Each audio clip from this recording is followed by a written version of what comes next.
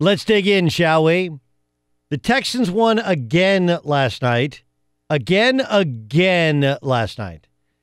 Houston continues to run roughshod over their division after a terrible start to the season.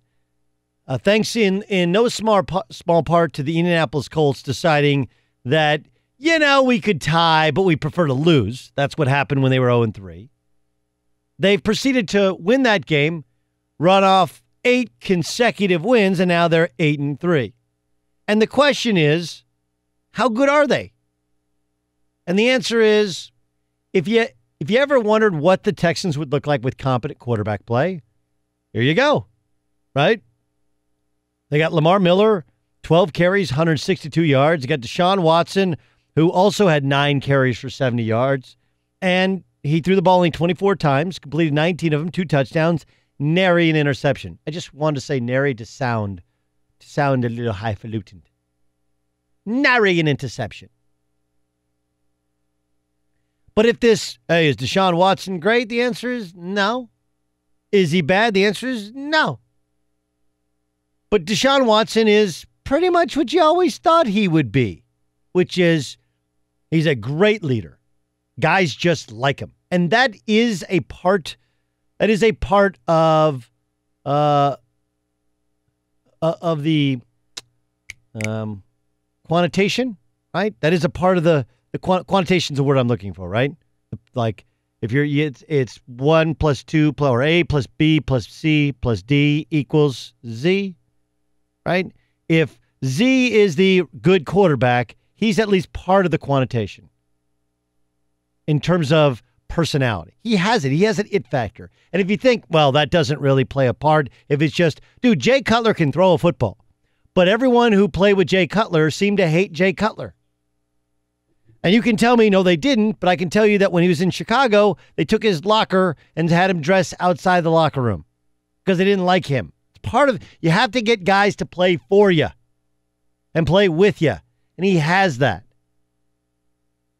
But man, does he run a lot. And he's been hurt twice already. And when we saw him stay in the pocket during his senior year in college, he showed that he's not perfect. And when we've seen him stay in the pocket in the NFL, he's not perfect. But when you let him do both, he's pretty amazing. The problem with doing both is it just doesn't have a long shelf life. Right? He still doesn't really slide. He still doesn't really avoid contact. Here's what Deshaun Watson is. What makes you will in fact break you, even when it's something amazing. It's the Kobe Bryant factor. Kobe Bryant was such an alpha, had such an incredible mentality in terms of believing that he could do anything on a basketball court and no one could stop him, that it made him really hard to live with. And it made it so that he could never take a secondary or even tertiary or worse role with the Lakers because, hey, look, if you want to play with Kobe Bryant, you got to understand he wants to take those shots even when he can't make those shots. What made Kobe Bryant great made him so hard to deal with late in his career. What makes Deshaun Watson incredible makes it hard to buy in long-term to Deshaun Watson, even if what makes him incredible in the short term will play until he gets hurt. There's no such thing in life. I have a friend who's an agent. Right? We all in this business have agents. And he's like, tell me this 60-year-old agent. There isn't one. It's just a young man's game. You got to get on a plane. You got to go to dinners. You got to have drinks. You got to schmooze. You got to have great energy. Like once you get past 50, like feels like it's over. Right? Feels like it's over. It's the same with running quarterbacks, athletic quarterbacks. And before you sit there and go, Doug, that's a connotation for the black quarterback. No, Steve Young. Steve Young liked to run around a lot. Steve Young's career was cut short. But Steve Young is arguably the greatest mobile quarterback in the history of the sport. And so, do I think Deshaun Watson's great? No, I think he's great at what he does and fun to watch. But no matter how many rules they put in place to try and protect quarterbacks, they can only protect you inside that pocket. At some point, mobile quarterbacks have to go out into the real world and can't protect you from the real world anymore. Right? Quarterbacks are a lot like private school kids or parents that don't have suites in their house. Our first house when we moved to Connecticut, I was 26 years old, got a job at ESPN, and we just bought our first house in Oklahoma City year before. I'd done local radio for a year, done games for a year, got offered a job, went back and played in France for a month and a half, came home, got offered a job after doing the NBA draft on ESPN Radio, and got offered a job up there. Still Gottlieb Show, Fox Sports Radio. And I never forget that there was 3 girls that lived next door to us, and we were kind of like, trying to be like uncles and aunts, my wife and I. We had no kids. We had 2 dogs.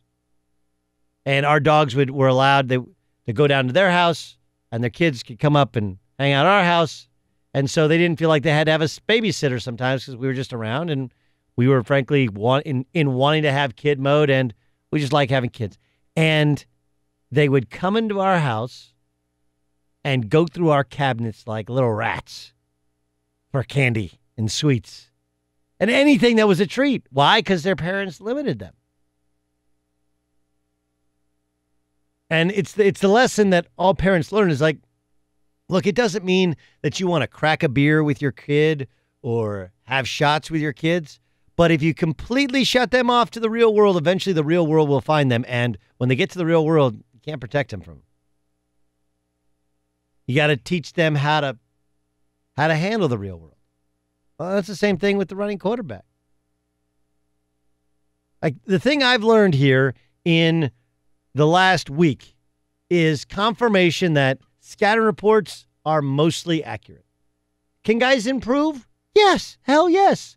They have a higher football IQ.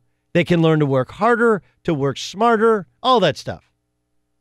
But look, I watched Geno Smith play the fourth quarter for the Chargers. I was like, God, he was awful. And then I go back and I remember Nolan Oraki writing a scouting report that was dead to rights accurate. Baker Mayfield, who I told Colin Cowherd last year, dudes love playing for him, but he has this thing where he feels like he has to engage in every fight. He's basically got little man syndrome. He's got to engage in every fight. On the field, off the field, doesn't matter. He never stands down. He always engages. And that can rub people the wrong way. Josh Rosen, if you've heard any of his quotes, you've been around him, he just has this way about him where he's really smart, he's really talented. But man, I don't know if he leads the locker room because he knows he's really smart, really talented. And Deshaun Watson went where he went in the draft, not because he doesn't have that it factor, but because within the pocket, he's okay. Outside of the pocket, he's magical. But outside of the pocket is like the real world. We can't manage how many candy bars you eat in the real world. When that private school kid goes to college, we can't manage how late you stay up or if you eat right or if you study. You're on your own. And you tell me where there's an old mobile quarterback. They don't exist. And here's a guy 2 knee injuries in who still can be magical. And I do believe gives the Texans an honest shot at winning the AFC. Honest shot. Because they've had a defensive front for years. Now they have a running game. They got Nuke. They have a good wide receiver. But they had Andre Johnson. They've had Arian Foster. They've had a defense. The difference is they have competent quarterback play and a guy with an it factor that you want to get behind. But long-term buy-in, when you're better out of the pocket than you are in the pocket in the NFL, that's cool, that's fun, that doesn't last for a long time.